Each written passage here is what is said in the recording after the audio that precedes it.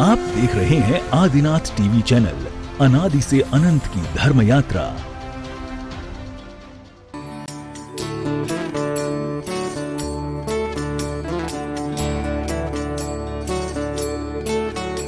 इस कार्यक्रम के पुण्यार्जक हैं श्री कंवरलाल जी महावीर प्रसाद जी, पाटनी, मदनगंज, किशनगढ़, राजस्थान। यहाँ पर पूज्य गुरुदेव के माध्यम से ग्रंथ का स्वाध्याय कर रहे हैं, जिसके लिए आप सभी की जितनी भी प्रशंसा हो उतनी कम है। अब चलते हैं हम सीधे अपने कार्यक्रम की ओर और सर्वप्रथम मंगलाचरण के लिए मैं आमंत्रित कर रहा हूं भाई अरिहंत जैन, आए और आकर के मंगलाचरण करें।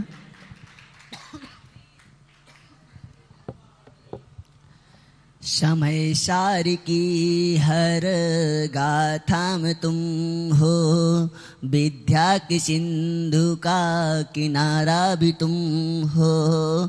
समय सार की हर गाथा में तुम हो, विद्या के सिंधु का किनारा भी तुम हो। श्री सुधा सागर गुरु बर की शरण अब मिली है, हमें रास्तों की जरूरत नहीं है। हमें गुरु चरणों के निशा मिल रहे हैं, हमें रास्तों की जरूरत नहीं है। हमें गुरु चरणों के निशा मिल रहे हैं। तुमसे ही ज्ञान का दीपक जला है, तुमसे ही घनघोर अंधेरा तला है। तुमसे ही ज्ञान का दीपक जला है, तुमसे ही घनघोर अंधेरा तला है।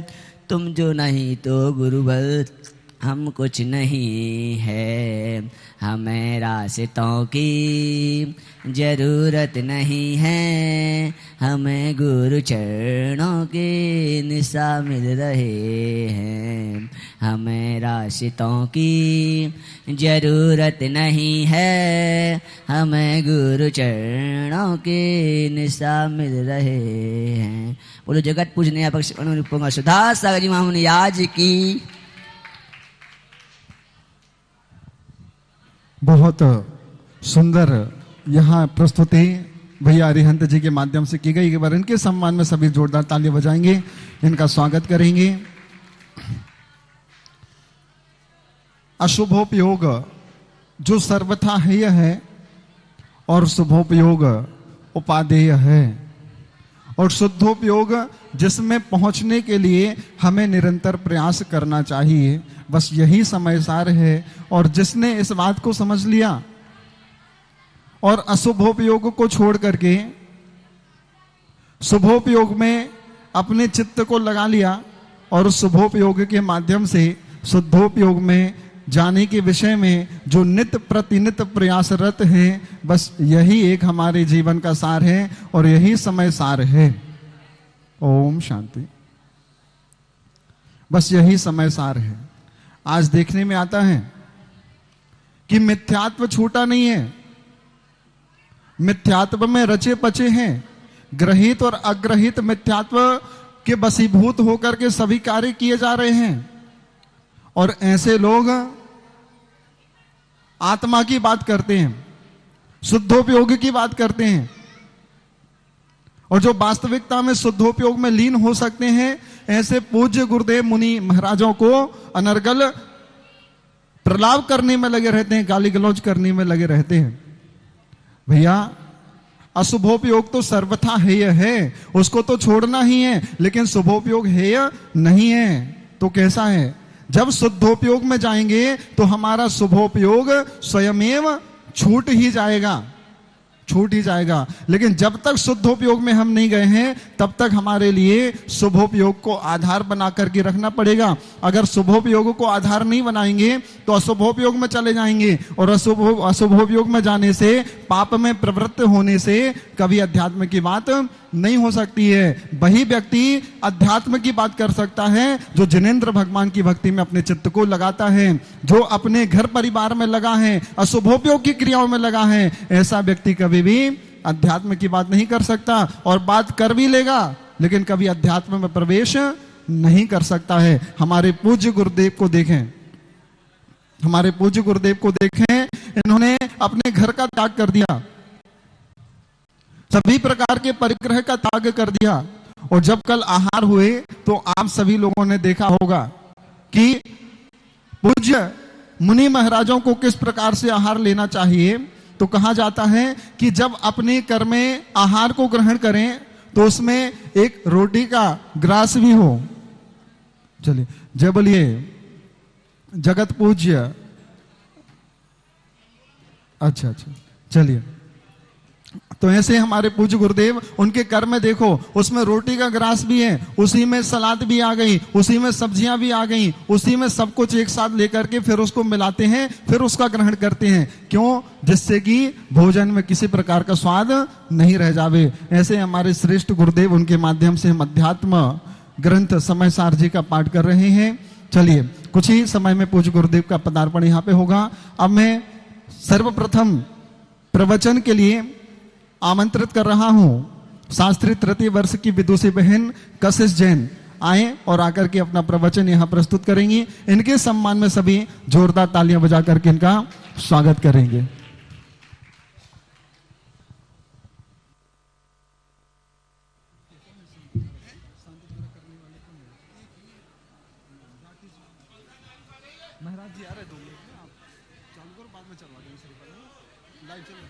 चलिए बहन कशिश जैन अपना प्रवचन यहाँ पे प्रस्तुत कर रही हैं। एक बार इनके सम्मान में सभी जोरदार तालियां बजाएंगे।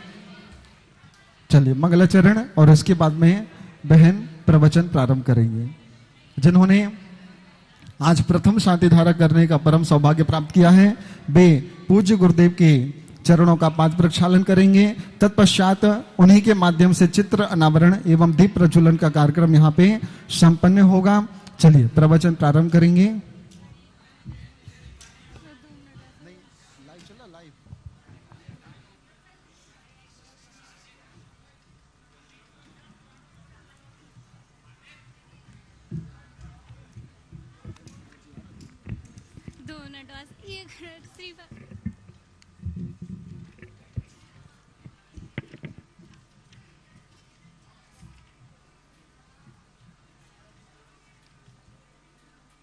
ओम नमः सिद्धेभ्यः, ओम नमः सिद्धेभ्यः, ओम नमः सिद्धेभ्यः। नमो अरिहन्ताडं, नमो सिद्धाडं, नमो आयरियाडं, नमो वज्झायाडं, नमो लोये सव्वसाहुडं। वन्दितु सव्वसिद्धे धुवमलमणोपमं गदिं पत्ते। वोक्षामि समये पाहुर्मिडमो सुद केवली भरिदम्। सन्मति को मम नमन हो, मम सन्मति होय। सुर नर पशु गति सब मिटे, गति पंचम गति होय। कुंद कुंद को नित नमो, हृदय कुंद खिल जाए। परम सुगंधित महक में जीवन मम धुल जाए, जीवन मम धुल जाए। बोलिए 1008 श्री आदिनाथ भगवान की जय। बोलिए आचार्य भगवंत श्री कुंद कुंद महाराज की जय। संत श्रोमणी आचार्य गुरुवर 108 श्री विद्यासागर जी महामुनि राज की। अभिनव आचार्य श्री समय सागर जी महाराज की। मम प्रीतितुल निर्यापक मुनि पंगो श्री सिद्धा सागर जी महाराज की। ज्ञान सम्राट जनवाणी माता की। मलाई कहाँ अशांत दूध में सो प्रशांत बनूं। जिस प्रकार उबलते हुए दूध में मलाई नहीं पड़ती, उसी प्रकार क्रोधादि कषाय करने वाला व्यक्ति कभी गुणवान नहीं बनता। और यदि वह अपने गुणों का समन करे, अपने क्रोध का शमन करे, तो वह अपने स्वभाव को प्राप्त हो सकता है। हम देखते हैं यदि कोई हमसे एक अपशब्द कह दे, हमें क्रोध आ जाता है। हम उससे बदले में कितने ही अपशब्द कह देते हैं, परंतु हमारे जो गुरुदेव हैं उनके ऊपर कितने ही उपसर्ग आ चुके हैं, परंतु उनको क्रोध अंश मात्र भी नहीं आता। हम अज्ञानी जीव अपने क्रोध का कैसे समन करें और हम अपने स्वभाव को किस तरह प्राप्त कर सकते हैं, इसको समझाते हुए आचार्य कुंद स्वामी समयसार जी ग्रंथ में कहते हैं, परम अपाड़म कुबधी अपाड़म पिए परम करन तोषो अणाणे मो जीवो कम्माणम कारगो होधी। अज्ञानी जीव पर को अपना मानता है और अपने को पर रूप करता है, इसी कारण से वह कर्मों का कर्ता होता है। अज्ञानी जीव कर्मों का कर्ता इसलिए होता है क्योंकि वह अनुकूल और प्रतिकूल परिस्थिति को नहीं समझता, और ज्ञानी जीव अनुकूल और प्रतिकूल परिस्थिति को अच्छी तरह से समझता है, इसीलिए वह कर्मों का कर्ता नहीं होता है। इसी प्रकार पर को अपना मानता हुआ यह जीव स्वयं को पर रूप करता है। तो इसको समझाते हुए पंडित दौलत राम जी 6 ढाला ग्रंथ में दूसरी ढाल में कहते हैं, मैं सुखी दुखी मैं रंग राब, मेरे धन ग्रह गोधन प्रभा, मेरे सुततिये मैं सवल दीन, बेरूप सुभग मूरख प्रवीण। हम अज्ञानी जीव बस संसार में ही रचे पचे हैं। मैं सुखी हूँ, मैं दुखी हूँ, यह घर मेरा है, धन मेरा है, मैं सबल हूँ, मैं निर्बल हूँ। बस हम अज्ञानी जीव पर द्रव्यों में ही लगे रहते हैं। हम अज्ञानी जीव बस पर द्रव्यों में ही लगे रहते हैं। हमें पर द्रव्यों में नहीं फंसना है, हमें पर द्रव्यों में नहीं लगना है, हमें आत्म तत्व में ही लीन रहना है। ऐसे ही मैंने एक स्वप्न देखा, वहां मैंने पाया कि मैं यमराज के दरबार में हूँ। वहां मुझसे मेरी आगामी गति के बारे में पूछा जा रहा था। तब यमराज मुझसे कहते हैं कि तुम किस गति में जाना चाहती हो और तुमने ऐसा क्या किया है कि मैं तुम्हें तुम्हारे मन की गति प्रदान करूं। तब मैंने बड़ी सरलता से और प्रसन्न होकर कहा, मैंने श्री जी का अभिषेक देखा है, मैंने भक्ति भाव से पूजन पाठ अर्चना की है, मैंने उत्कृष्ट चर्या करने वाले गुरुदेव के दर्शन किए हैं, दान दिया है, माता पिता की सेवा की है। तब यमराज पुनः मुझसे कहते हैं, यह सब कार्य संसार की पुष्टि पद प्रसिद्धि के लिए किया है।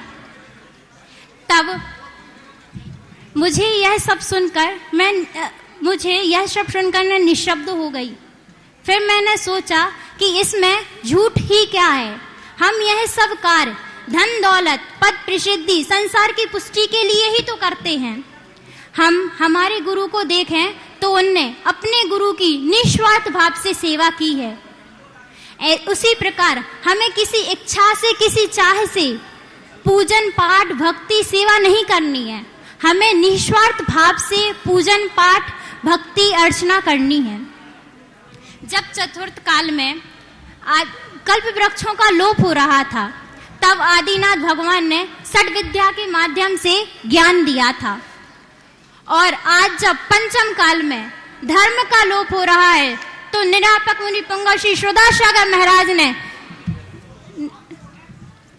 श्रमण संस्कृति संस्थान की स्थापना करके हम इतने सारे विद्वान भाई और विदुषी बहन को तैयार किया है, और इससे कितनी ही जगह धर्म का अध्ययन कर रहे हैं, कितने ही को अध्ययन करा रहे हैं। मुझसे लोग कहते हैं कि हमने उत्कृष्ट चर्या करने वाले गुरु को नहीं देखा, मैंने रिद्धिधारी मुनि केवलियों के दर्शन नहीं किए, यह हमारा सौभाग्य नहीं रहा।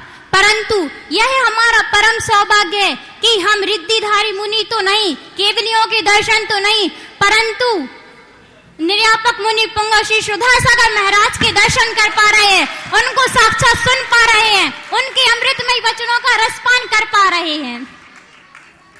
यह हमारा परम सौभाग्य है और अशोकनगर की समाज का भी यह परम सौभाग्य है जो गुरुदेव के सानिध्य में 10 लक्षण पर्व से लेकर और समय साहजी तक का जो भव्य आयोजन यहाँ पे हुआ है वह उन्हें साक्षात देखने को सुनने को मिला है।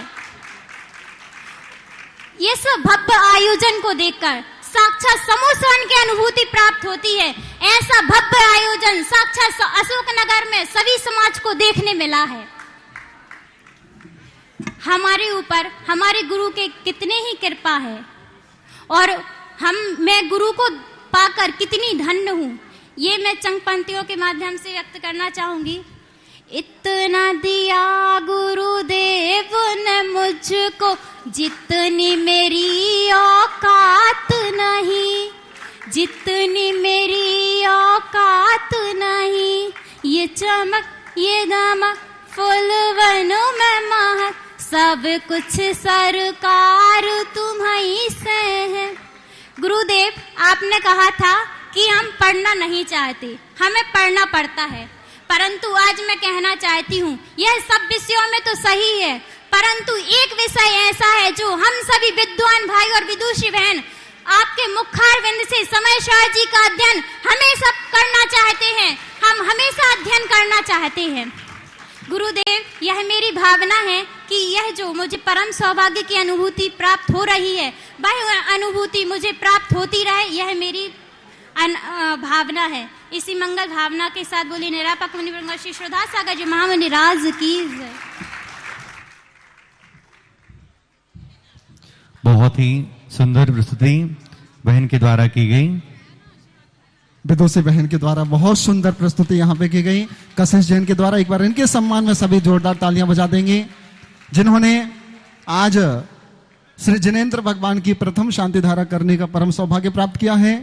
साथ ही साथ में 2,11,000 रुपए की राशि प्रदान करके एक भक्ति कलश विराजमान करने का परम सौभाग्य प्राप्त किया है। पूर्व में इन्होंने 1 वर्ष के लिए एक बच्चे को 1,01,000 रुपए की राशि देकर के गोद लिया था, ऐसा और 11,000 रुपए की राशि बच्चों के प्रोत्साहन स्वरूप इनके माध्यम से प्रदान की गई थी।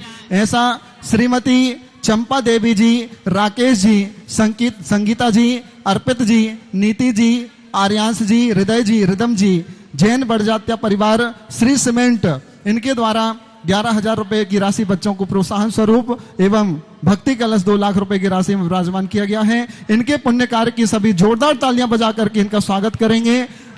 आएंगे आपके द्वारा यहाँ पे चित्र अनावरण एवं दीप प्रज्वलन का कार्यक्रम होगा। इसके पश्चात में कमेटी में हमारे आदरणीय मंत्री महोदय श्री राकेश जी भाई साहब से निवेदन कि इनका स्वागत सम्मान करेंगे।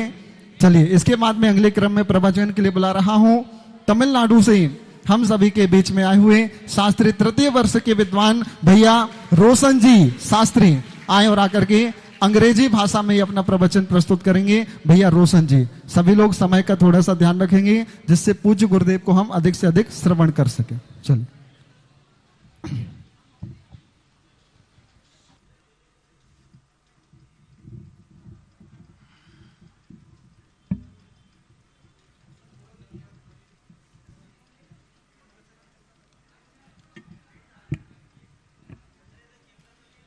जय श्री ओम नमः सिद्धेभ्य नमो अरिगन्तानं नमो सिद्धानं नमो आयरीयानं नमो वज्रायानं नमो लोये सर्वसागुणं वन्दितु सर्वसिद्धे दुवममलो मनोममं गतिं पत्ते वोचामि समय पामुन मणिमो सुध केवली मणितम।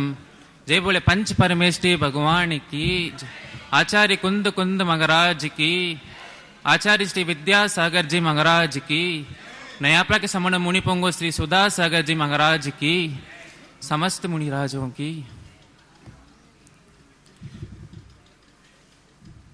First of all, I want to ask everyone to question what is mean by Samay Sar. What is mean by Samay Sar? A soul of life and agama of life is equal to Samesar. Soul of life and agama of life is equal to Samesar.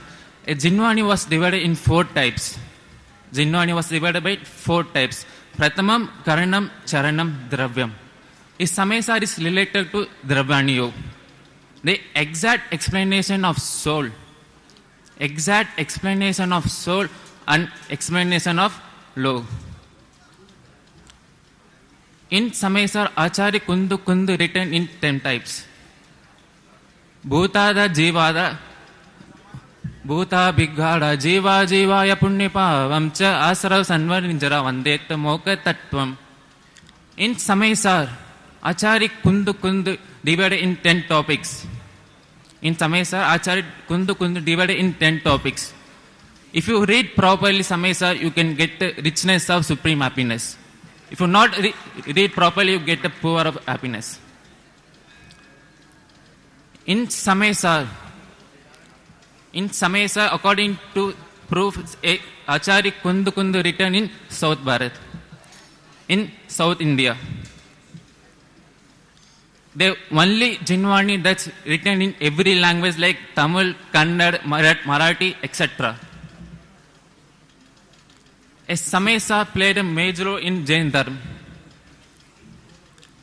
It also is proof of Acharya Kundu written the Tirukkural in Tamil Nadu.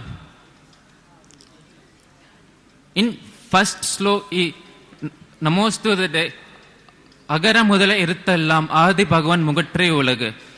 He get a blessing from Adinath.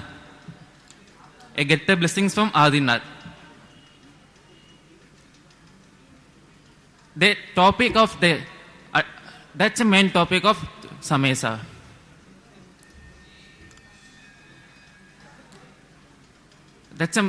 Now let's get to my topic. Attaviya kamma mukke, attagunatte anupame siddhe, attampudu viduvitte, nittiya kanje anupimo vicham. Once upon a time, a boy come to get the blessings from Maharaj. A Maharaj said that nothing is permanent. But a boy said, you selling, that's not wrong. You selling, this is wrong. A boy said, my friends, my family, that's are permanent. Maharaj said that there is one task. You just go and tell, I'm suffering from cancer. If you want to clear them, if anyone want to sacrifice a life.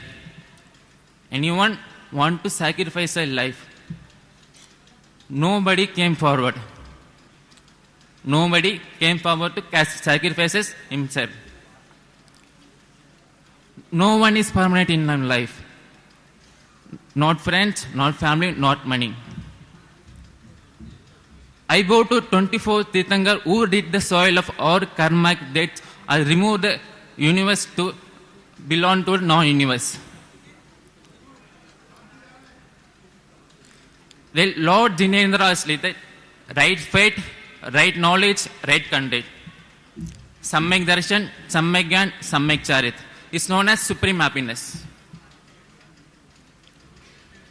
Who followed samyak darshan, samyak gyan, samyak charit, right faith, right conduct, right knowledge, who get the supreme happiness of clear soul. Nothing is permanent. If you try to get a salary, if you try to attachment with the friends, if you try to attachment with family, nothing is permanent. Only our soul is permanent. The word of 24 Tirthankar's ways of interpreted to the noble of soul, of supreme happiness of infinite Ananta Chaturdasi. The last 24 Tirthankar in Bharat Kshetra at Jambudip who did a degeneration of Avasarpanikal. Who given came a pravachan to every peoples in every time. Every peoples and every time to part of Bharat Kshetra Jambudip. A Tirthankaras of millenniums of ago, etc. Tirthankara Sabhu, Millionaire Sabhu, etc. Now I want to say something for my Guruji. This is the fifth period of a generation. No, my great Guru not able to become a God.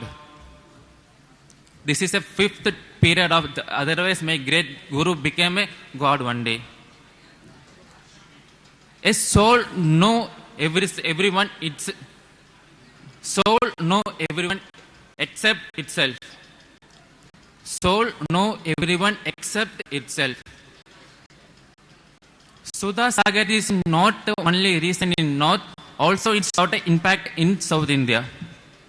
Sudha Sagar is not only in North, it's showing the impact in Jain Dharma in South also. My Sudha Sagarji Maharaj is not just an ordinary line, not just a normal line. The lion who raised a Jinnah flag in against Ekantwadi, who came found to fight against thousands of lions. That's my Sudha Sagarji. Yearly, I was scared, people are scared about Sudha Sagarji. Yearly, people are scared about Sudha Sagarji. Today, people are scared about the children who studying in Sramana Sanskriti Sansthan, boys and girls, who against Ekantavadi, who reading Samayasar every year.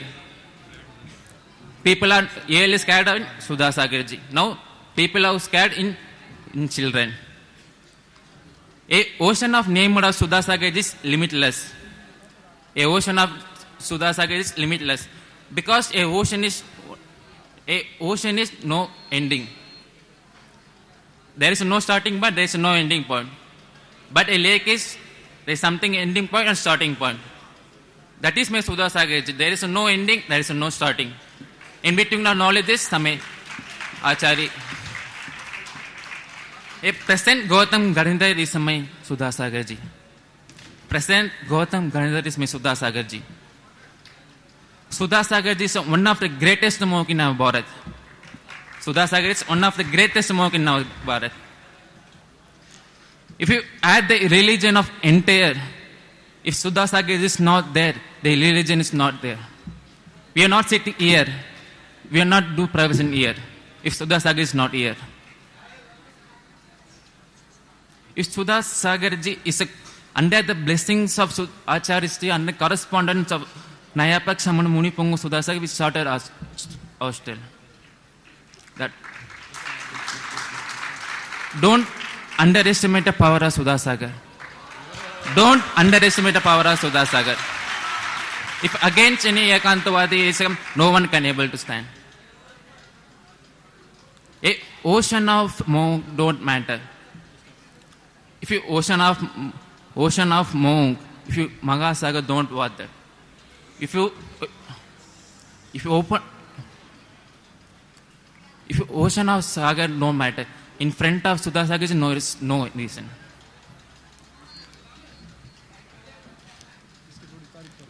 Guruji is working in the pilgrimage of Guru millions of years ago. He worships to millions of people to become a seeing of glory. Becomes millions of in Guru. A story of Guru cannot be in ocean. A story of Bina cannot be out. जय बोले पंच परमेश्वरी भगवान की। पूज्य गुरुदेव, जिनको हिंदी समझना और बोलना बड़ा कठिन है, ऐसे बच्चे समय सार जी के परिप्रेक्ष्य में अपनी बात रख रहे हैं, यह भी कोई आश्चर्य से कम नहीं है। और खुद से ये आपकी ही महिमा है। इनको ऐसा आशीर्वाद प्रदान करें कि इनका जीवन समय सार रूप बन जाए। नमस्ते गुरु जी। मैं आवाज देता हूँ शास्त्री तृतीय वर्ष से भैया सिद्धार्थ जी रामटोरिया अपना वक्तव्य, अपना प्रवचन समय सार जी के परिप्रेक्ष्य में रखेंगे।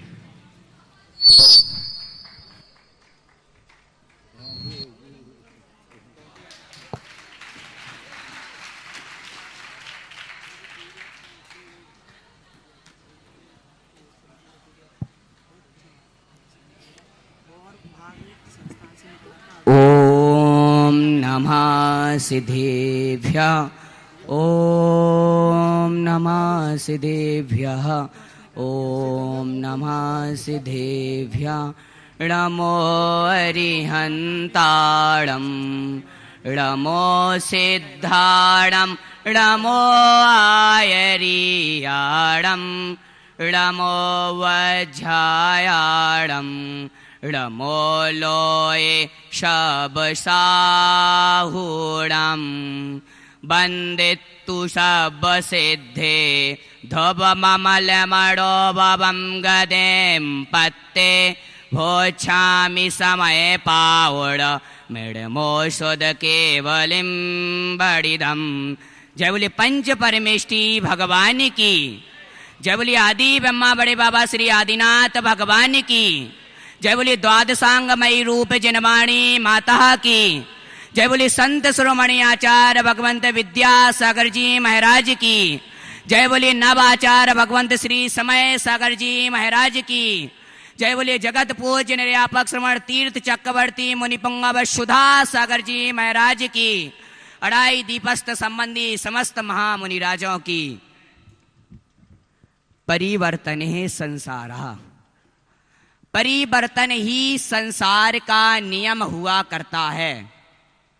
जब एक ऋतु समाप्त हुआ करती है तत्पश्चात ही दूसरी ऋतु का प्रारंभ हुआ करता है। जब एक काल समाप्त हुआ करता है तत्पश्चात ही दूसरे काल का प्रारंभ हुआ करता है। बसंत ऋतु के समाप्त होने पर ही ग्रीष्म ऋतु का प्रारंभ हुआ करता है। ग्रीष्म ऋतु में पेड़ से पत्ते गिरने लगते हैं, लताएं सूख जाया करती हैं, नदी तालाब सूख जाया करते हैं, सूर्य का तापमान भी बहुत तेज रूप प्रज्वलित होने लगता है। धीरे धीरे समय परिवर्तित होता जाता है। आकाश की निद्रा खुल जाया करती है। जैसे ही आकाश की निद्रा खुला करती है आकाश भयभीत हो जाया करता है। धरती की स्थिति को देख करके भयभीत हो जाया करता है और आकाश तुरंत बादलों को संदेश भिजवा दिया करता है। जैसे ही बादलों को संदेश प्राप्त हुआ करता है बादल पुनः धरा पर बरस जाया करते हैं, फिर से परिवर्तन हो जाया करता है, फिर से हरियाली छा जाया करती है, नदी तालाब भर जाया करते हैं। जब एक ऋतु समाप्त हुआ करती है तत्पश्चात ही दूसरी ऋतु का प्रारंभ हुआ करता है। जब एक काल समाप्त हुआ करता है तत्पश्चात ही दूसरे काल का प्रारंभ हुआ करता है। उसी प्रकार से व्यवहार का आलंबन लिए बिना निश्चय की प्राप्ति नहीं कर सकते। जिस प्रकार से एक पत्ता हुआ करता है, जब तक पेड़ से पत्ते पूर्ण रूप से ना गिर जाएं, जब तक पेड़ में पत्ते आते नहीं हैं, उसी प्रकार से व्यवहार रूपी आलंबन लिए बिना निश्चय की प्राप्ति भी सिद्ध नहीं हो सकती है। यदि निश्चय की प्राप्ति करना है तो पहले व्यवहार का आलंबन लेना आवश्यक हुआ करता है। यही कुंद कुंद महाराज यहाँ 8वीं गाथा के माध्यम से बता रहे हैं। जैन भी सक्कम अड़ज्जो अड़ज्य भाषम मेड़ा दुगाहे देम तब व्यवहारेण बिना परमत्थोपदेशन मसक्खम। कि जिस प्रकार से एक अनार्ष व्यक्ति हुआ करता है, अनार्ष को अनार्ष की भाषा में समझाया जाया करता है। एक मूर्ख व्यक्ति हुआ करता है, उसे उसी मूर्खता की भाषा में समझाया जाया करता है। उसी प्रकार से परमात्मा को भी समझना है तो व्यवहार का आलंबन लेना पड़ेगा। बिना व्यवहार के आलंबन लिए बिना हम परमात्मा को नहीं समझ सकते हैं। नदी के दोनों कूल एक दूसरे के लिए प्रतिकूल हुआ करते हैं लेकिन नदी के लिए अनुकूल हुआ करते हैं। नदी के दो कूल हुआ करते हैं, एक दूसरे के लिए तो प्रतिकूल के लिए अनुकूल प्रतिकूल हुआ करते हैं। उसी प्रकार से यह धर्म है, धर्म के भी दो कूल हैं, व्यवहार और निश्चय रूपी दो कूल हैं। व्यवहार और निश्चय रूपी दो धर्म के भी कूल हैं। दोनों एक दूसरे के लिए तो अनुकूल हैं लेकिन धर्म के लिए प्रतिकूल हैं। पूज्यवान लेकिन लोग कहा करते हैं, आचार्य भगवंत कह रहे हैं यहाँ पर कि जो जिस भाषा में समझेगा हमें उनकी उस भाषा में समझाना पड़ेगा। लेकिन एकांत पक्ष कहा करता है। एकांत पक्ष तो मात्र निश्चय को स्वीकार किया करता है, निश्चय की भाषा को ही अपना माना करता है, व्यवहार तो हे कह दिया करता है। व्यवहार के बिना निश्चय का कथन नहीं किया जा सकता। जब उनके स्वयं कुंद महाराज रहणसार के माध्यम से कह रहे हैं दानम पूजम मुख्यम, कि दान और पूजा श्रावक का एक मुख्य कर्तव्य हुआ करता है, दान और पूजा श्रावक का एक मुख्य कर्तव्य हुआ करता है, तो फिर क्यों नहीं वह अपने कुंद महाराज की बात मान रहे। जब आचार्य भगवंत पूज्यपाद स्वामी महाराज व्रतों की सार्थकता को ही सब कुछ बता रहे हैं, तो फिर व्यवहार हे कैसे हो सकता है। वह कुंद महाराज की बात को तो मान रहे हैं परंतु कुंद की नहीं मान रहे, वह कुंद को तो मान रहे हैं परंतु कुंद की नहीं मान रहे, वह समंत्रबद्ध को तो मान रहे हैं परंतु समंत्रबद्ध की नहीं मान रहे, वह पूज्यपाद स्वामी को तो मान रहे हैं, पूज्यपाद स्वामी की नहीं मान रहे। पूज्य गुरुदेव आचार्य भगवंत विद्यासागर महाराज को यह आठवीं गाथा जब चरितार्थ में आई, जब वह बुंदेलखंड की धरा पर आज से 50 वर्ष पहले प्रवेश किया हुआ था। जैसे ही आचार्य भगवंत ने बुंदेलखंड की धरा पर प्रवेश किया, लोग वातावरण विपरीत हो गया। आचार्य भगवंत सोचने लगे हमारे लिए कोई दूसरी भाषा बनानी पड़ेगी। आचार्य भगवंत ने चारित्र की भाषा बना दी, और जैसे ही चारित्र की भाषा को बनाया तो पूज्य गुरुदेव जैसे कई हीरे उसी बुंदेलखंड से परख कर ले आए। देखिए हमारे पूज्य गुरुदेव मुनि पुंगव सुधासागर महाराज को आचार्य भगवंत के प्रत्येक नियमों पर चलने वाले हमारे पूज्य गुरुदेव मुनि पुंगव सुधासागर महाराज, वह भी जो जिस भाषा में समझता है उसको उस भाषा में समझाने का प्रयास किया करते हैं। हमारे पूज्य गुरुदेव श्रावकों को श्रावक की भाषा श्रावक संस्कार के माध्यम से सिखलाया करते हैं। हमारे पूज्य गुरुदेव बच्चों की भाषा पाठशाला अधिवेशन के माध्यम से सिखलाया करते हैं। हमारे पूज्य गुरुदेव महिलाओं की भाषा महिला अधिवेशन के माध्यम से सिखलाया करते हैं, और हमारे पूज्य गुरुदेव विद्वानों की भाषा बड़ी बड़ी संगोष्ठियों के माध्यम से सिखलाया करते हैं। अरे पूछो हम सांगानेर के बालक बालिकाओं से गुरुदेव हमारे लिए किस भाषा में समझाया करते हैं। जिस उम्र में बच्चा इंटरनेट की चकाचौंध की भाषा को पढ़ रहा हुआ करता है, उस उम्र में हमारे पूज्य गुरुदेव समय सार की भाषा को हमें समझाया करते हैं। अरे इससे उत्कृष्ट भाषा क्या हो सकती है, इससे अच्छी भाषा क्या हो सकती है। कौन कहता है गोमट सार का नाम किन्होंने सुना था, प्रसाद सिद्धि का नाम किसने सुना था, और बड़े बड़े करणानियों ग्रंथों का नाम किन्होंने सुना हुआ था। इन सभी ग्रंथों को यदि किन्हीं ने चरितार्थ किया है, इन सभी ग्रंथों का यदि प्रकाशन में हम श्रावकों के अंतरंग में धारण किया हुआ है, तो वह मेरे पूज्य गुरुदेव सुधासागर महाराज ने किया है। दानम पूजम मुक्कम इस शब्द को दबते हुए भी उजागर किसी ने किया है, तो वह मेरे पूज्य गुरुदेव सुधासागर महाराज ने किया हुआ है। जिस राजस्थान की धरा पर देखिए, राजस्थान की धरा पर ऐसे ऐसे तीर्थों का निर्माण करके आ गए हमारे पूज्य गुरुदेव। राजस्थान की मरुभूमि पर यदि कल्प वृक्ष लगाने का कार्य किन्हीं ने किया है, तो वह मेरे पूज्य गुरुदेव सुधासागर महाराज ने किया है।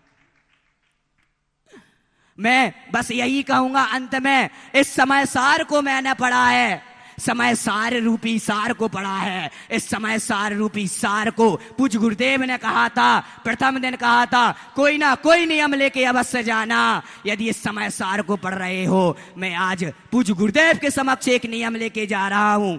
समय सार की गाथा 8वीं, समय सार की गाथा 8वीं, मैं कसम इसी की खाता हूं, जो जिस भाषा में समझेगा मैं उस भाषा में समझाऊंगा। गुरुदेव आपके समक्ष बैठ करके मैं आज एक शपथ ग्रहण करता हूं, इस समय सार की कसम खाता हूं, और कसम खा करके कहता हूं यदि पूज्य गुरुदेव की प्रभावना में यदि मुझे अपनी जान भी निछावर करनी पड़े, तो मैं जान भी निछावर करने के लिए तैयार हूं। क्योंकि गुरु तुम्हारे उपकार का कैसे चुकाऊं मैं मोल, लाख कीमत धन वाला गुरु है मेरे अनमोल, गुरु है मेरे अनमोल। पूज्य गुरुदेव के चरणों में बारंबार नमोस्तु निवेदित करता हूँ। बहुत बढ़िया। एक बार सिद्धार्थ जी के सम्मान में जोरदार तालियां। पूज्य गुरुदेव शास्त्री तृतीय वर्ष में कुल 32 विद्यार्थी हैं और जितने भी विद्यार्थी हैं सभी बहुत अच्छे वक्ता हैं। अब सभी जब अच्छे वक्ता हैं तो इनको कैसे यहाँ पर 10-11 लोगों की व्यवस्था की जाए, तो इनको पर्चियों के माध्यम से इनका चयन किया गया था। उन पर्चियों में जिनका नाम आ गया उन्हीं को यहाँ पे अवसर मिला था। भाई सिद्धार्थ जी ये तो 2 महीने पहले से अपनी तैयारी कर रहे थे और जब इनका पर्ची में नाम नहीं आया तो ये उसी दिन से लेके और कल जब शाम को आपकी चरण सन्निधि में आए थे और आपने इनको आशीर्वाद दिया कि ठीक है 3रा प्रवचन 5 मिनट के लिए आप भी कर लेना, तब तक से लेके आज तक ये रोते ही रहे। और जब आपने इनको आशीर्वाद दिया, ये श्रीफल भी इन्होंने ही तैयार किया है आपके लिए, सब इनकी तैयारी थी, लेकिन पुण्य थोड़ा कम था। वो पुण्य भी आज जाग गया है और आपके प्रवचन को सुनकर के हमारे गुरुदेव के चेहरे पे भी मुस्कान आई है। इससे बड़ी बात कोई दूसरी नहीं हो सकती है। अब सीधे हम चलते हैं पूज्य गुरुदेव के चरणों में, सभी हाथ जोड़ेंगे। हे सुधा सिंधु अपनी सुधामय देशना से हम सभी को अनुग्रहित करें। नमोस्तु भगवान, नमोस्तु भगवान, नमोस्तु। जय श्री ओम नमः सिद्धेभ्यः। जय श्री ओम नमः सिद्धेभ्यः। सर्वमंगल मांगल्यम सर्वकल्याणकारकम प्रधानम सर्वधर्माणां जैनम जयतु शासनम। जैनम जयतु शासनम। पंच परमेष्टि भगवान की आचार्य श्री गुरुवर कुंद महाराज की, आचार्य श्री गुरुवर विद्यासागर महाराज की। जय बोले श्रवण शिरोमणि राष्ट्र संत जगत पूज्य श्री सुधा सागर जी महाराज की।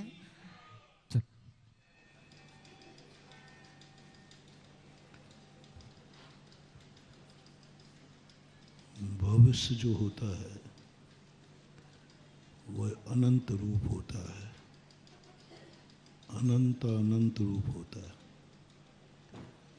अतीत अनंत होता है, सबसे छोटा वर्तमान होता है और वर्तमान हमारे अनुभव में आता है और अच्छे बुरे का हमें ज्ञान कराता है। लेकिन यदि हम वर्तमान में जो मेरे पास है उसी के अनुभव में यदि हम रुक जाएंगे, क्योंकि कोई भी अनुभव जब हमें अच्छा लगता है तो हम रुकते हैं, हम उसे पुनः चाहते हैं, बार बार चाहते हैं। यह जो हमारी नीति है यह हमारे विकास को रोकती है। जो हमारे पास है यह इतना अच्छा लगा कि हम इसको बार बार चाहते हैं। यही हमारी सबसे बड़ी कमजोरी है। कमजोर आदमी किसी अच्छी चीज को पाकर के फिर वो आगे की कल्पना नहीं कर पाता। वो कहता कल से तो आज अच्छा है, यही दिन मेरा बना रहे। वो ऐसा ही बना रहे जैसे हमारी भाषा में व्यक्ति कहते हो या वो संतुष्ट है अपने आप। अभी हमने कुछ दिन पहले प्रवचन दिया था, जब तुम्हें ऐसा महसूस हो कि मेरे पास कुछ भी नहीं है, तब थोड़ा पीछे मुड़ के देख लेना उनसे तुम्हारे पास कितना अधिक है। ये दुनिया उस तीतर की कहानी आती ना, तीतर के दो आगे तीतर, तीतर के दो पीछे तीतर, कितने तीतर? 3 तीतर। ये पूरी दुनिया में यदि सही चलना है तो 3 तीतर की अपनी मन स्थिति बनाओ। सारे संयोगों को संग्रह करने के बाद, कुंदकुंज स्वामी को समझने के बाद यह बात अनुभव में आना चाहिए कि हमारे सामने हमारी जिंदगी 3 तीतुर के समान होना चाहिए। हमें सोचना है कि हम ही लास्ट में नहीं हैं, हमारे पीछे भी अनंत हैं। हमें अहंकार नहीं करना है, तुम ही आगे नहीं हो, तुम्हारे से आगे अनंत है। हर चीज में पीछे अनंत हैं। हमने अभी 2 दिन इस पर प्रवचन दिए थे। जब व्यक्ति दीनहीन हो जाता है, उदासीन हो जाता है, अभाव में जीने लग जाता है,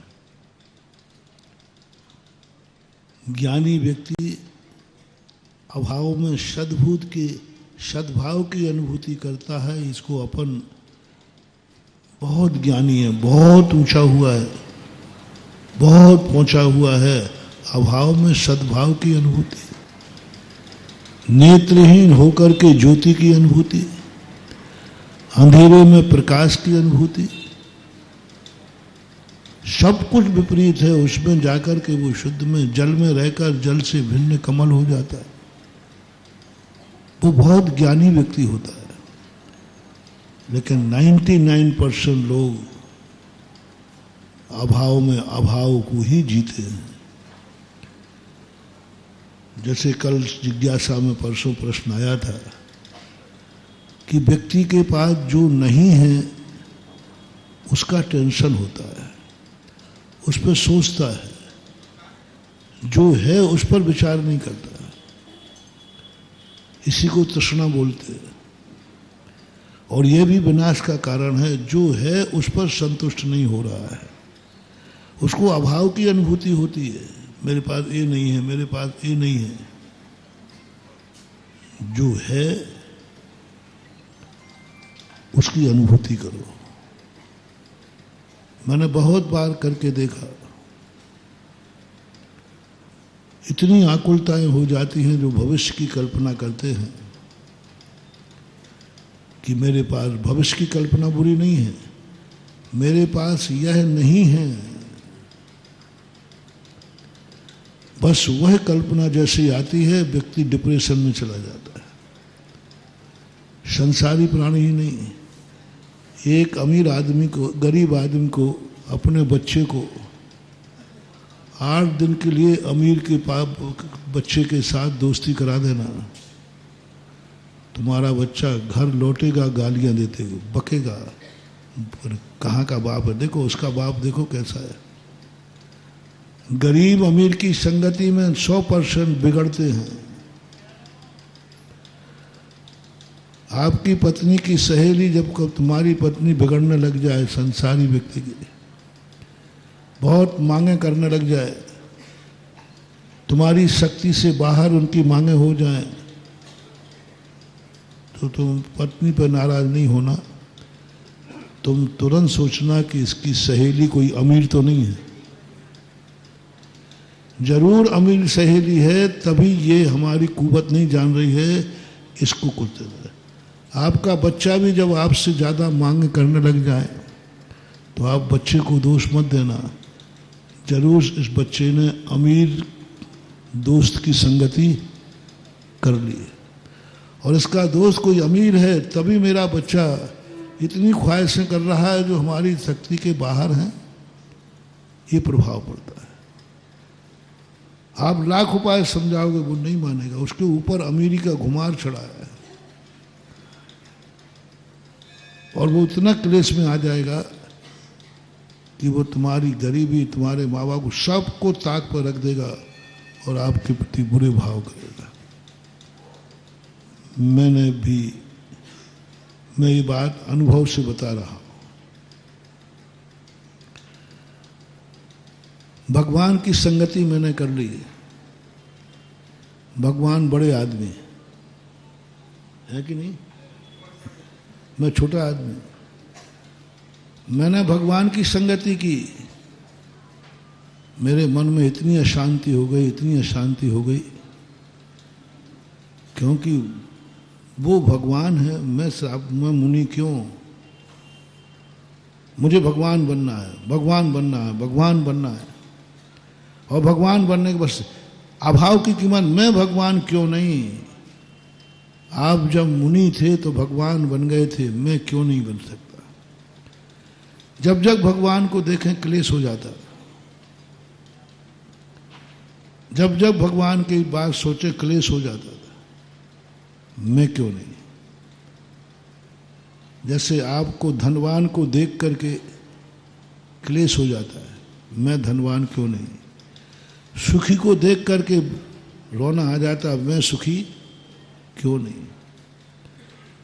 हमेशा आप देखना, किसी समृद्धवान व्यक्ति को देख करके अपन को रोना आता, मैं क्यों नहीं, मेरे पास ये क्यों नहीं, मेरे पास ऐसा क्यों नहीं। जैसे वो बच्चा करता है, मेरे पापा के पास ये क्यों नहीं, उसके पापा ने जो मांगा दे दिया, मेरे पापा ने क्यों नहीं। ये भाव नकारात्मक आते ही हैं। और मेरे मन में भी नकारात्मक भाव आया, मैं भगवान क्यों नहीं। बड़ा संक्लेश हो गया। मैंने कहा, पर एक दिन मैंने कहा, भगवान मैंने आपकी संगति करके बहुत बड़ी गलती कर ली, मैंने गलत नंबर डायल कर लिया। आप ये बताएं, यदि आपकी रिश्तेदारी अमीर आदमी से हो जाए तो वो लोग क्या दशा होगी तुम्हारी। सुखी नहीं रह पाओगे, सुखी नहीं रह पाओगे। आप अपनी बेटी की शादी किसी अमीर से कर देना, और फिर जब वो लौट के आए तब पूछना कि सासू क्या टॉर्चर है, क्या था तेरे माँ के पास, यहाँ ऐश कर रही है। उसको इतने गरीबी के टॉर्चर मिलेंगे, वो सुखी रह नहीं पाएगी। इसलिए कहा है कि अपनी बराबरी वालों से संबंध बनाओ। समधि, समधि, सम बुद्धि हो, सम लक्ष्मी हो, सम आचार विचार हो, एक समान हो, तो दोनों में बड़ी मर्यादा बनी रहेगी। एक अमीर और एक गरीब होगा तो नियम से शोषण होगा, शोषण होगा। वो सामने वाला करे या नहीं करे, हीन भाव आएगा। मेरे मन में भी हीन भाव आ गया भगवान को देखकर। तुम्हें देखकर नहीं आया, तुम्हें देखकर हीन भाव नहीं आता, तुम्हें देखकर आएगा तो अहंकार भाव आएगा, अहंकार भाव है। तुम इस उम्र में देखो, अहंकार करके बताओ, तुम इस उम्र में समय सार पड़ रहे हो, इस उम्र में तुम टोपी लगा रहे हो, इस उम्र में तुम 2 बार खा रहे हो, इस उम्र में तुम कुर्ता पजामा पहन रहे हो, इस उम्र में तो हमने पीछे ले ली थी।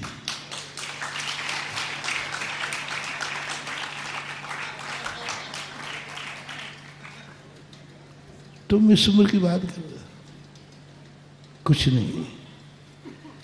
महाराज अभी मैं छोटा हूँ, छोटे हैं। अरे क्या छोटा है, इसी उम्र में तो हम लोग इधर आ गए थे, 78 में आ गया था। कितनी साल के रहे होंगे उम्र आप जोड़ लेना।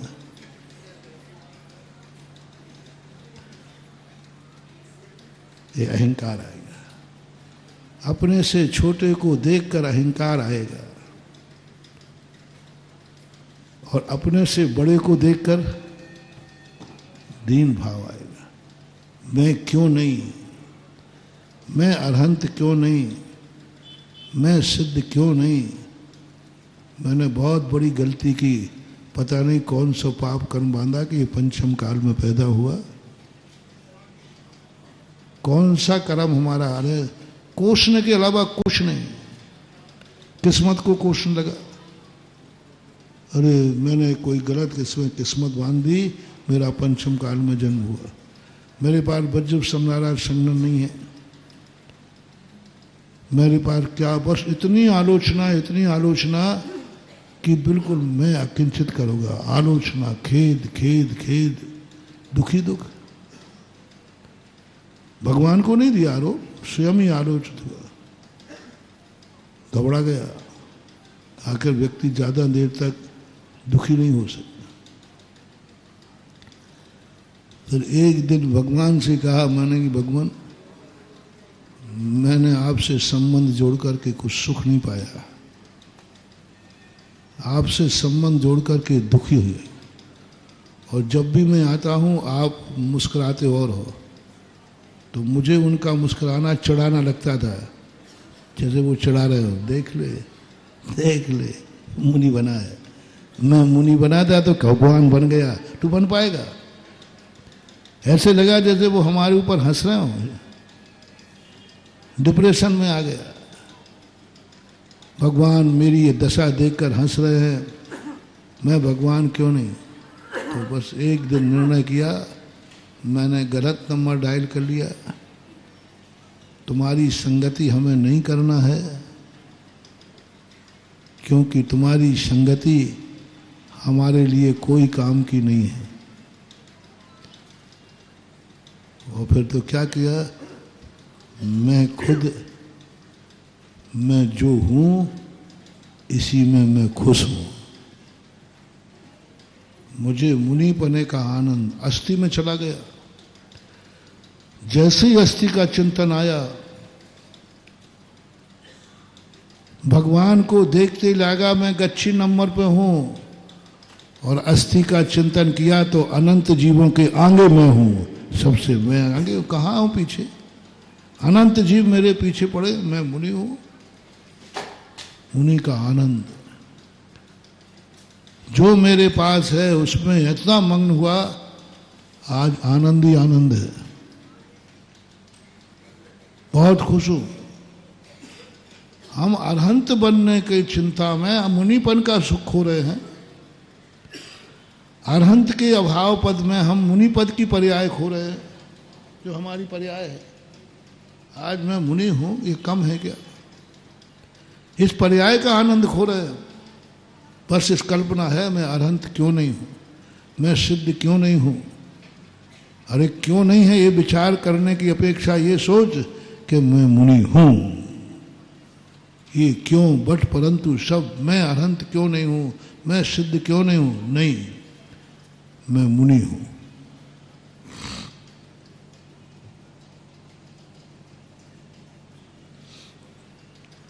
मैं मुनि हूं। बहुत अच्छा लगा, बहुत शांति मिली, शांति। लेकिन कुंदकुंद स्वामी ने कहा, जब इनको चिंतन, ये सब कोई मुझसे बोल नहीं रहा है, ये बोलने की भाषा बता रहा हूं, मैं खुद ही अपने आप में भगवान बन जाता हूं, मैं खुद ही मुनि बन जाता हूं, मैं ही खुद विरोधी बन जाता हूं, मैं ही समर्थक बन जाता हूं, मेरे अंदर सब बनता रहता हूं। खुद के ही अंदर है, खुद की अंदर की आवाज़ें हैं, पर वो आवाज़ को मैं विपक्ष की कर देता हूं, ये आवाज़ भगवान की है। तू भगवान नहीं है, ये आवाज़ कौन की है? भगवान की है। मैं मुनि हूं, ये आवाज़ किसकी है? स्वयं की है। तो मैंने कहा भगवान, मैंने आपकी संगति कर करके गलती की, ना मैं भगवान बन पाऊंगा और ना मुझे शांति मिलेगी, इसलिए मेरे पास जो कुछ भी है मैं उसी में आनंद। तब कुंदकुंद स्वामी कहते हैं ये बहुत बड़ी गलती कर रहा है भगवान को छोड़ के, इसका मन उचट गया है भगवान को देख के, इसने बड़े आदमियों की घनसंगति छोड़ दी है। तो फिर कुंदकुंद स्वामी आए, बोले क्या बात है बेटा? मैंने कि बस भगवान मस्त हूँ, मुझे भगवान से संगति नहीं करना, ये बहुत बड़े आदमी हैं, और देख के हंसते और हैं, देख कर हमें नहीं करना।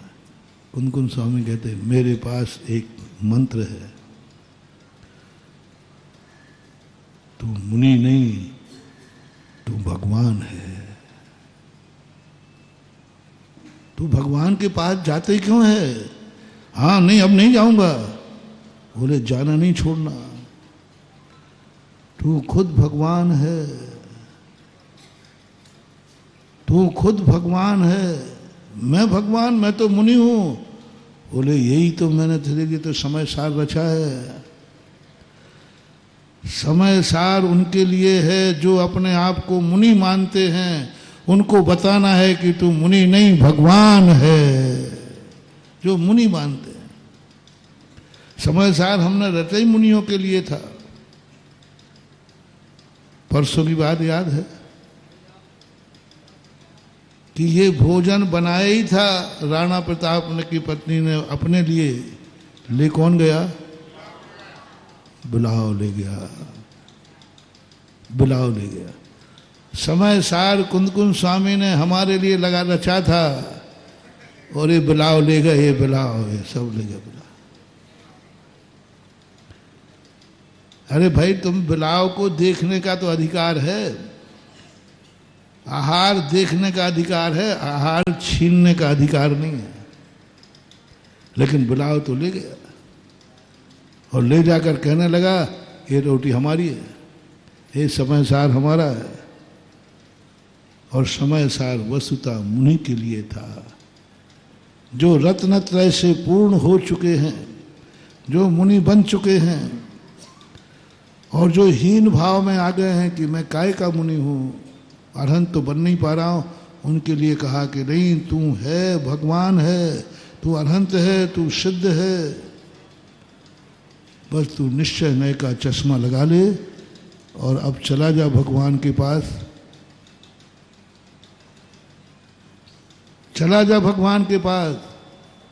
गर्व से बैठना, तुम ही भगवान नहीं हो, मैं भी भगवान हूँ। फर्क कितना है? फर्क इतना है कि तुम दुनिया में भगवान, दुनिया को भगवान देखता है, और मैं अपने आप को भगवान को देखता हूँ। तुम भी भगवान, मैं भी भगवान, कोई अंतर नहीं है। तुम व्यवहार नय से हो, मैं निश्चय नय से। कौन सा नय बड़ा? अरहंत भगवान व्यवहार नय से अरहंत हैं, और अपन लोग निश्चय नय से अरहंत हैं। दोनों नयों में भूतार्थ क्या है? सामान्य भाषा में निश्चय।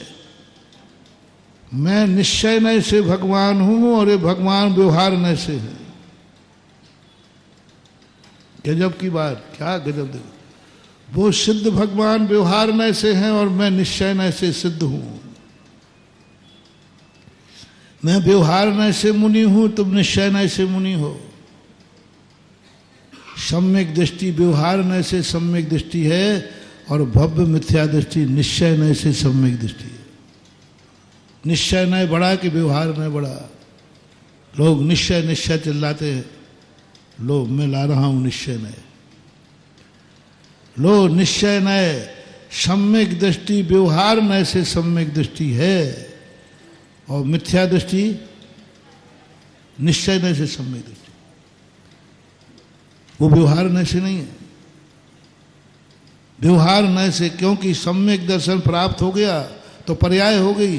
पर्याय तो व्यवहार का विषय है, और मिथ्या दृष्टि की अभी पर्याय प्रकट नहीं हुई निश्चय नय से, क्योंकि निश्चय नय शक्ति को पकड़ता है। तो निश्चय मिथ्या दृष्टि में सम्यक दृष्टि होने की शक्ति है, ये निश्चय नय है। और वो सम्यक दृष्टि हो गया, व्यवहार में पर्याय में आ गई। मुनि मैं व्यवहार में हूं, तुम निश्चय में हो। सिद्ध भगवान व्यवहार से सिद्ध हैं, इति नियम सार पूज्यवर कुंदकुंद स्वामी। व्यवहार से सिद्ध हैं, व्यवहार से सर्वज्ञ हैं, व्यवहार से अरहंत हैं, और मैं निश्चय से सिद्ध हूं। अब हमारी बारी थी, कुंदकुंद स्वामी ने हमें पढ़ा दिया ना, भगवान मुझे कम मत समझना, आप व्यवहार से भगवान हैं और मैं निश्चय से भगवान हूं। आप पर्याय में भगवान हैं, मैं द्रव्य से भगवान हूं। आपकी तो भगवान पर पर्याय है, मेरे में शक्ति है। कुंदकुंद ने कितना बड़ा मस्तक ऊंचा उठा दिया। तू निश्चय से भगवान है। किसने कहा तू भगवान नहीं है? क्यों छोटा खाता है? तू निश्चय से भगवान है। ये सब बात जब आ गई तो कुंदकुंद स्वामी अंत में, भगवान आपका बहुत बहुत उपकार, आपने भगवान के सामने मुझे शर्मिंदा होने से बचा लिया। मैं तो भगवान को छोड़ने वाला था, क्योंकि वहाँ जाके हीन भाव आता है। तो कुंद कुंद स्वामी कहते अब क्या आ रहा है? बोले अब तो अहंकार भाव आता है। कुंद कुंद कहते दोनों तरफ से गया। पहले दीन भाव आ रहा था और अब अहंकार भाव आ रहा है। तुम व्यवहार से बरहंत हो, मैं निश्चय से अरहंत हूँ। निश्चय बड़ा है, व्यवहार छोटा है। मैं निश्चय से भगवान हूँ। अहंकार आ गया। तुरंत अंत में जाकर के मोक्षाधिकार आएगा। कुंद कुंद स्वामी फिर कहते क्या कर रहा है? बोले भगवान आपका बहुत उपकार, हमें मुनि पदे में भगवान का दर्शन करा दिया और मुझे भगवान के सामने अब कोई मस्तक नहीं झुकाना, पर गड़ जम के जाता हूं। अब क्या डर है? कुंद कुंद स्वामी कहते अब भी ये गया काम से। कल भगवान के पीछे दो भाग रहा था, अब भगवान के आगे अहंकार में चला गया। दूसरी तरफ मोक्षाधिकार में कहते हैं निश्चय से भगवान बनने में कोई क्या मिलता है? भावों से भगवान बनने में क्या मिलता है? मैं शुद्ध हूँ, मैं बुद्ध हूँ, मैं अनंत शक्तिमान हूँ। सोहम सोहम सोहम, मैं शुद्ध बुद्ध एक ज्ञायक पिंड स्वरूपी हूँ। क्या मिलेगा? क्या मिलना है इससे? निश्चय नए से मिलने वाला भगवान कुछ भी नहीं मिलने माना, एक संतोषी है, कल्पना मात्र है। अरे आप ही ने तो कहा था व्यवहार न से निश्चय न बड़ा है। और बाद में जाके मोक्ष अधिकार में क्या निश्चय की ऐसी धोई है, ऐसी धो दी कि निश्चय वाले को सही पढ़ने वाला हो तो दोबारा निश्चय की बात नहीं करेगा। क्या हुआ? शक्ति से तू भगवान है। क्या अहंकार कर रहा? शक्ति से तो चींटी भी भगवान है, शक्ति से तो पेड़ पौधे भी भगवान है, शक्ति से तो कुत्ते बिल्ली भी भगवान है, शक्ति से तो निगोदिया जीव भी भगवान है। तू कौन सी भेलसा की तोप है? तू कौन सी भेलसा की तोप है? भगवान भगवान, मैं I am God, I am God. क्या अहंकार कर रहा है? जिस नए से तू भगवान है उस नए से निगोदिया भी भगवान है। बोलो क्या मतलब है? क्या कर रहा है? ये नए वस्तुतः महानुभाव ऐसे हैं। एक बार जिसको जो चीज आ जाती है ना, और तो उससे अपन को चाहिए, तो एक बार कृष्ण जी बांसुरी बजा के जानते, तो किसी ने कहा गोपी ने कि मुझे बांसुरी सुनाओ। तो जिसको जो चीज आती है पर वो इतराता है, थोड़ा नहीं सुनाना, हमारा मूड नहीं है।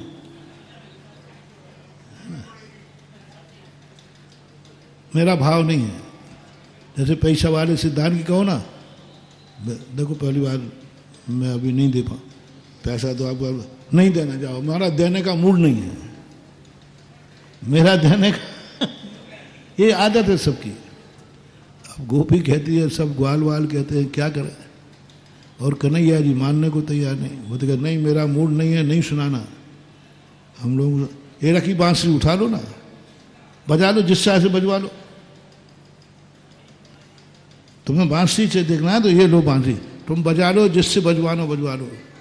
अरे बांसुरी में आनंद होता तो क्या नहीं कहना। तो सबने कहा कि अब कन्हैया जी को मनाना तो है ही। तो कन्हैया जी से कहते हैं, अर्थ तो है तुम्हारी श्वास का, अन्यथा ये टुकड़ा बांस का। अर्थ तो है तुम्हारी, अन्यथा ये टुकड़ा बांस का। ये तो बाजार में मिल जाती कन्हैया।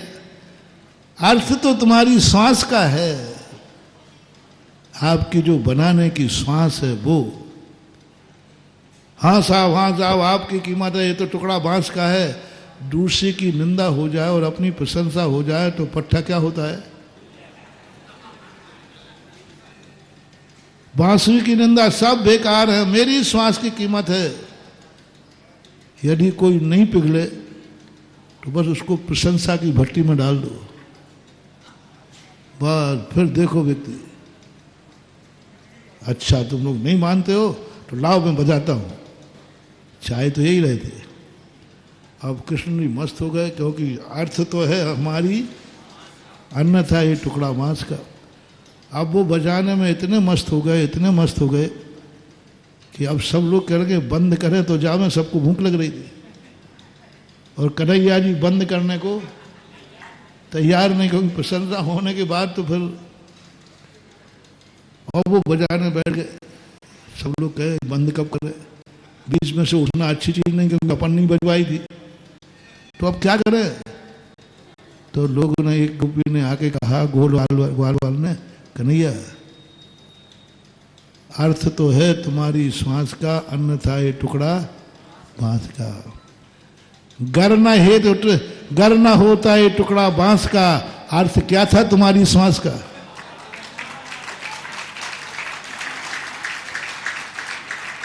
गर न होता ये टुकड़ा बांस का, अर्थ क्या था तुम्हारी श्वास का। इन श्वासों की कीमत है क्या? यदि ये बांसुरी का टुकड़ा नहीं होता तो बिना बांसुरी का टुकड़ा बना के दिखा दो। किसी ने ये रखी बांसुरी तेरे, बोले चलो कृष्ण जी खाने का समय हो रहा है। सही क्या है? अर्थ क्या है तुम्हारी श्वास का, अन्यथा ये टुकड़ा। अर्थ क्या है तुम्हारी श्वास का, गर न होता ये टुकड़ा बांस का। ये है जैन दर्शन। अब इसमें ज्यादा किसका कम किसका कुछ नहीं। थोड़ा जुखाम हो जाए, बांसुरी कितनी अच्छी रहे तो भी नहीं बजेगी, और श्वास कितनी अच्छी हो, थोड़ी सी बांसुरी फटी हो तो किसको ज्यादा नंबर दिए जाएं? व्यवहार को कि निश्चय को, निमित्त को कि उपादान को, भगवान को या स्वयं को। जैन दर्शन को लोग समझ ही नहीं रहे। कुंद स्वामी बार बार दो गाथाओं में निश्चय कहते हैं, फिर व्यवहार पे आ जाते, फिर व्यवहार करके फिर निश्चय पे आ जाकर क्या करना चाहते। पूरे समय साल में शतरंज का खेल मचा रखा। निश्चय से कहते कहते तुरंत कहते कहाँ जा रहा है। व्यवहारेण वदिष्यति नानम दिन, मुझे नान मेरा नहीं, ज्ञान मेरा नहीं, दर्शन मेरा नहीं, मैं सबको छोड़ता हूँ जब मेरे नहीं। तो कहते रुक, व्यवहारेण वदिष्यति नान से चरित्र दंशनम नानी।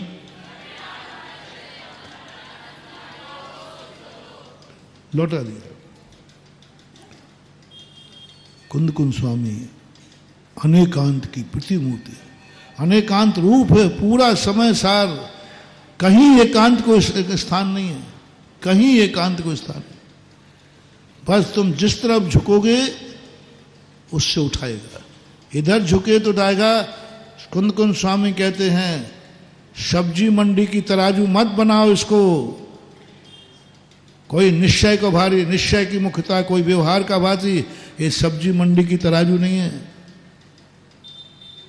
सब्जी मंडी की होती ना तराजू, अब वो तौलता है बेचारा, नीचे जा रहा पाड़ रहा, फिर भी एक टमाटर और डाल। होता है कि नहीं? वो कहता है सेठ जी देख लो, पर अरे डाल, एक और डाल। सब्जी मंडी की तराजू ऐसी है, तुमने धर्म को भी सब्जी मंडी की तराजू बना रखा है। समय सार को सब्जी मंडी की तराजू बना रखा है। एक पालड़ा नीचे कर दिया, एक ऊपर कर दिया। व्यवहार अकिंचित कर है, व्यवहार कोई नहीं, निश्चय मुख्य है, निश्चय मुख्य है, एक पालड़ा नीचे कर दिया। और दूसरे ने उठा करके व्यवहार को मुख्य कर दिया। व्यवहार मुख्य है, व्यवहार नहीं तो कुछ भी नहीं, दोनों पालड़े। सारी दुनिया में आज जितने स्वाध्याय के हैं दो भागों में बट गए। एक का एक पलड़ा भारी है, एक निश्चय की तरफ झुक रहा है और एक व्यवहार की तरफ झुक रहा है। इसे धर्म कांटा बनाओ, सोने वाले की दुकान के यदि कुंजड़ा कहे सेठ जी आज हम तुम्हारे यहाँ सोना खरीदने आएंगे तो ऐसे ही दे देना, थोड़ा और डालो। अरे जब पल्ला नीचे जा रहा तो दो टमाटर डलवा रहे हो तो ऐसे ही सोने में वो थोड़ा सा सेठ जी थोड़ा एक आध तोला और डाल दो ना। वहां तो कितना गुंची के भी 4 भाग, ऐसा ऐसा कांपता है वो कांटा। यदि एक गुंची होती ना वो लाल लाल गुंची जो होती है उसका भी भारी इधर है तो कांटा कांपता है। कांटा कहता है नहीं ये गलत हो रहा है। कितना सा अंतर आ रहा है, ग्राम के 100वां हिस्से का भी अंतर आ रहा है, तो भी सोना नापने वाला कांटा कांपता है, यूं ही कांपता रहता है। जब बिल्कुल बराबर नक्की दोनों पल्ले बराबर होते हैं तब टंकोत्कीर्ण होता है। ये निश्चय व व्यवहार हमारे जिंदगी में सोने चांदी के नापने का कांटा है, ये कुंजड़े की तराजू नहीं है। और कुंजड़ा वाला जैसे मूर्ख की तराजू नहीं है कि वो मान भी जाता है, वो बेचारा 2 टमाटर डाल भी देता है। कुंजड़ा है ना, कुंजड़ा है डाल देता है, लेकिन कुंदकुंद स्वामी कुंजड़े नहीं हैं, साक्षात सोने और रत्नों की दुकान खोलकर बैठे हैं। एक एक बाई पर बार बार कहते निश्चय का पल्ला भारी हो रहा है तुरंत व्यवहार, व्यवहार का पल्ला भारी हो रहा है तुरंत निश्चय, कुंची का भी एक अंश भी। मैं पूछता हूं बताओ श्वास की कीमत है कि बांसुरी की? तो लेके बैठे रहो श्वास, बांसुरी हटा दो बराबर। थोड़ी भी बांसुरी के छिद्र में 19-20 हो जाए आवाज बिगड़ जाती है, और थोड़ी श्वास में 19-20 हो जाए तो आवाज बिगड़ जाती। बस ये उदाहरण मैं आपको समय सार के रूप में, प्रसाद के रूप में दे रहा हूं, कलशारोहण के रूप में दे रहा हूं, मंत्र दे रहा हूं, समय सार का मंत्र।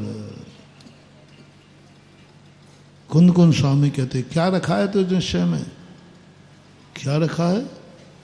अरे मैं भगवान से भी बड़ा हो गया, भगवान ने तो इतनी तपस्या की तब भगवान बने, वो भी व्यवहार से।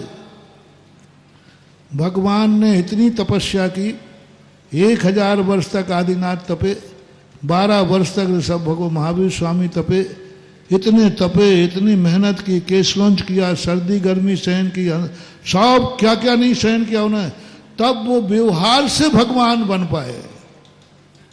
समझना, कुंदकुंद स्वामी कहते हैं भटके रहा, तब वे बन पाए काय से? व्यवहार से। कौन से बने? व्यवहार से भगवान बन पाए। और यहां निश्चय में ना केसलॉन्च करना, ना उपवास करना, कोई तपस्या नहीं करना, जहां हो उसी में, असंयम में हो तो, निगोद में हो तो, नरकों में हो तो, निश्चय का भगवान बिना तपस्या के जब चाहे तब भगवान हो। आंख बंद करो भगवान है, आंख खोलो तो भगवान गायब है। कितना सस्ता भगवान है, आंख बंद करते ही भगवान आत्मा। निश्चय का भगवान कितना सरल है, बहुत सरल है।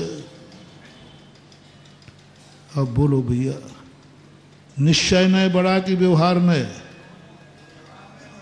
नहीं, अभी तो कहो जो हटाया वही कहो, विपक्षी बनो। निश्चय न, निश्चय न प्रधान है। कुंदकुंद स्वामी कहते भूतार्थ न, निश्चय न भूतार्थ न है तो निश्चय न है। अब बोलो, निश्चय से भगवान बनने में बहुत कुछ भी नहीं करना। जहां हो तुम, जो हो तुम, शराबी हो, जुआरी हो, कबाड़ी हो, मवाड़ी हो, पापी हो, दुष्टी हो, कसाई, जो कुछ तुम हो, कुत्ता हो, बिल्ली हो, शेर हो, छछूंदर हो, कीड़े हो, मकीड़ो हो, निश्चय न से तुम भगवान हो। कुछ नहीं करना। अब व्यवहारने का भगवान बनने के लिए जिस बिना नहीं जिन राज सीजे तू रुलो जग खींच में, व्यवहारने का भगवान बनने के लिए तुझे छोड़नी पड़ेगा। व्यवहारने के बनने के लिए व्यवहारने का, देखो अभी अपन व्यवहार से निश्चय साध रहे थे, अब व्यवहारने का भगवान बनने के लिए ये सारी तपस्याएं हैं, इसलिए लोग सब भागते हैं। बोले मैं तो निश्चय का भगवान बन गया, व्यवहार के बन के क्या करूंगा? व्यवहार के लिए तपस्या करो, घर गृहस्थी छोड़ो, मुनि बनो, दुनिया भर की चर्चा करो। अपन ने तो व्यवहार का मरना छोड़ दिया। तो कुंद स्वामी कहते हैं क्या करेगा निश्चय से भगवान बन के, क्या करेगा? मन के लड्डू हैं, मन के लड्डू हैं। जैसे कोई व्यक्ति भोजन करे, मन से भाव से भोजन करो, निश्चय न से भोजन करो। चलो आज अपन सब निश्चय न का भोजन करते हैं। मैं तो कई बार कर चुका हूं, तुमसे कह रहा हूं, मैंने तो कई बार कर लिया। और निश्चय न से भोजन, मेरे सामने भोजन आ गया, बहुत स्वादिष्ट है, गंध भी बहुत अच्छी है, नमक मिर्च भी अच्छी है, बढ़िया है, और मैंने उठाया, मैंने खा लिया।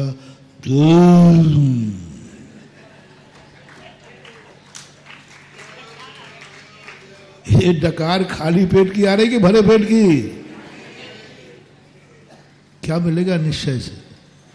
भावों से पूजा, भावों से धर्म, भाव सब भाव भाव मचा रखा है। भाव कितने दिन भावों से भोजन करके जिंदा रह पाओगे ये बता दो?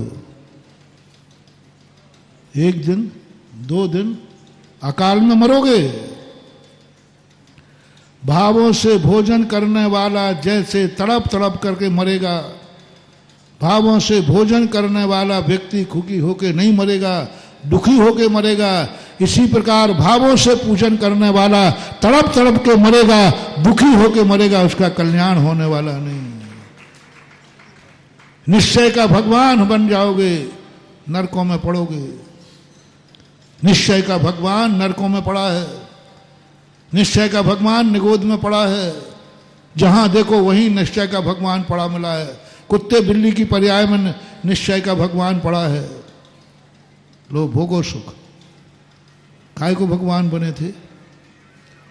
सुख चाहें दुखते बने। सुख के लिए भगवान बने थे, यहां तो दुखी दुख का पहाड़ है और कहने को भगवान है।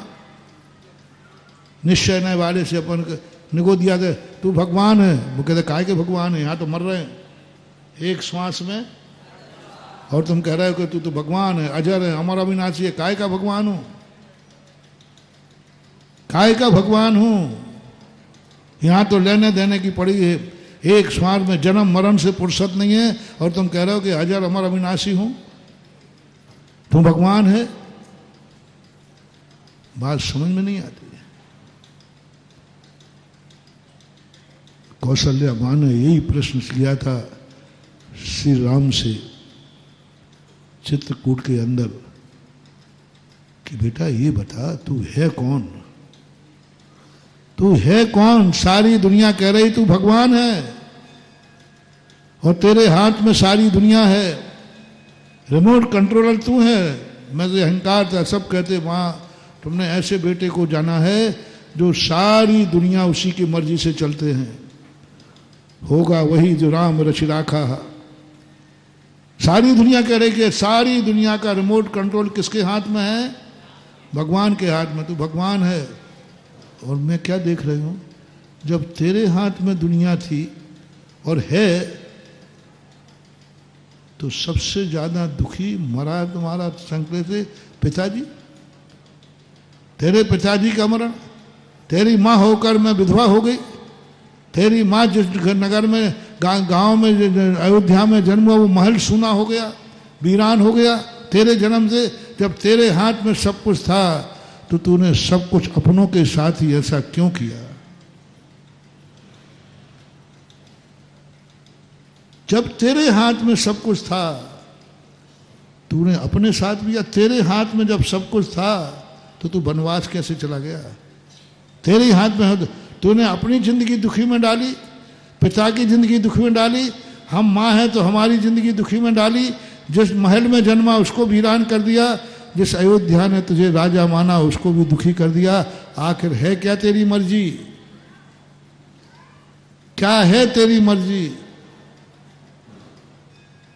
क्या जवाब देवे श्री राम? रामचंद्र जी कहे बेटे माँ ये लोगों की भक्ति है। आप बताओ यदि मेरे हाथ में दुनिया होती तो क्या मैं पिता को ऐसे मरने देता? मेरे हाथ में दुनिया होती तो क्या माँ को विधवा बनने देता? मेरे हाथ में दुनिया होती तो क्या मैं अयोध्या को उजड़ने देता? मेरे हाथ में दुनिया होती तो बताओ मैं इन संकटों में पड़ता? मेरे हाथ में दुनिया होती तो क्या रावण को सीता को हाथ लगा लेता? क्या मजाल थी कि सीता को हाथ लगा लेता? मेरे हाथ में दुनिया होती तो। वस्तुता महानुभाव, यदि निश्चय का भगवान है तो तुम्हें आनंद लेके बताओ, सुखी होके बताओ। क्योंकि भगवान की परिभाषा एक ही है, क्षुद्र पिपासा जरा तंक जन्मांतक न राग देश मोहस्य यस्याप्तता सा प्रकृति। वहां नहीं लिखा समंत भद्र महाराज ने कि निश्चय से के व्यवहार से। समंत भद्र महाराज झगड़े में पड़े ही नहीं, वो जानते थे दुनिया बहुत बदमाश है, ये व्यवहार का भगवान नहीं बनेगी, इस निश्चय का बनेगी। तो उन्होंने कहा कि ना हम व्यवहार जानते ना कुछ जानते, 18 द्वेष जिसमें नहीं है वही भगवान है, चाहे निश्चय को हो चाहे। अब 18 द्वेषों से रहित होकर दिखाओ, वो निश्चय के भगवान हो। निश्चय का भगवान 18 द्वेषों से रहित होना कहीं नहीं। उन्हें व्यवहार पूरे रत्न साहब का चार में निश्चय व्यवहार का कहीं नाम नहीं है। वो तो परिभाषा है, चाहे निश्चय से हो चाहे व्यवहार से हो। क्या करेगा तू? निश्चय से बनने में तुझे क्या मिल रहा है? क्या मिलेगा? जैसे सेक चिल्ली बन रहा है, निश्चय नए हमें सेक चिल्ली बनाता है। महाराज आपको हो क्या गया? 8 दिन हो गए निश्चय की महिमा गाते गाते, और अब क्या कह रहे हो? निश्चय नए सेक चिल्ली बनाता है।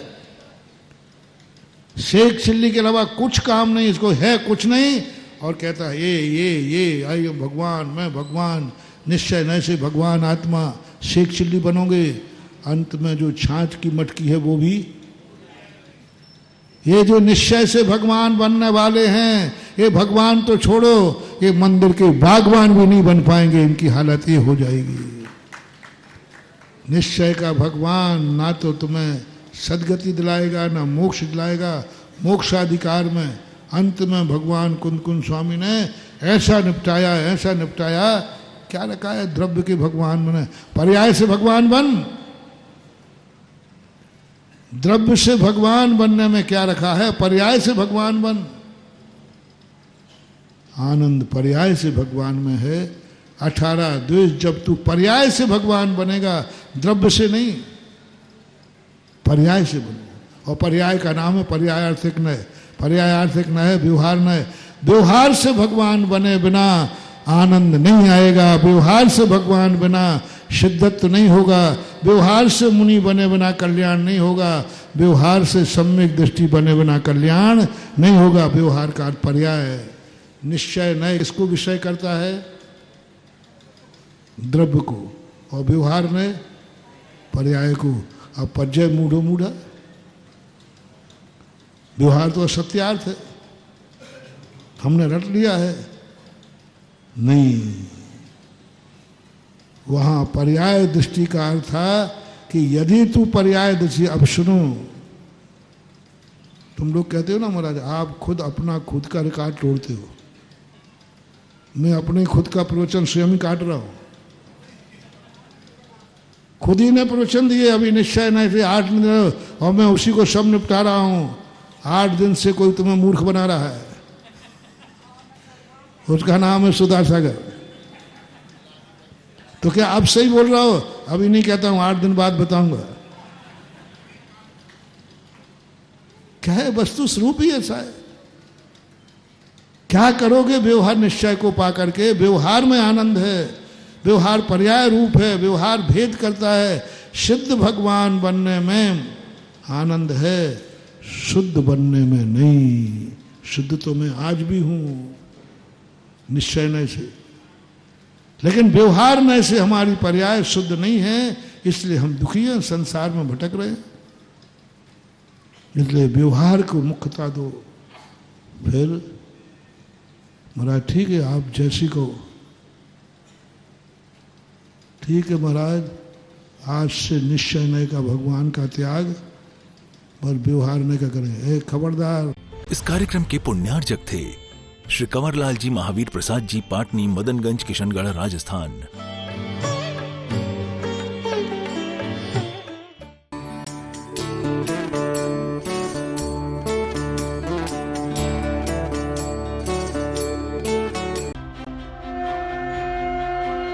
आप देख रहे हैं आदिनाथ टीवी चैनल।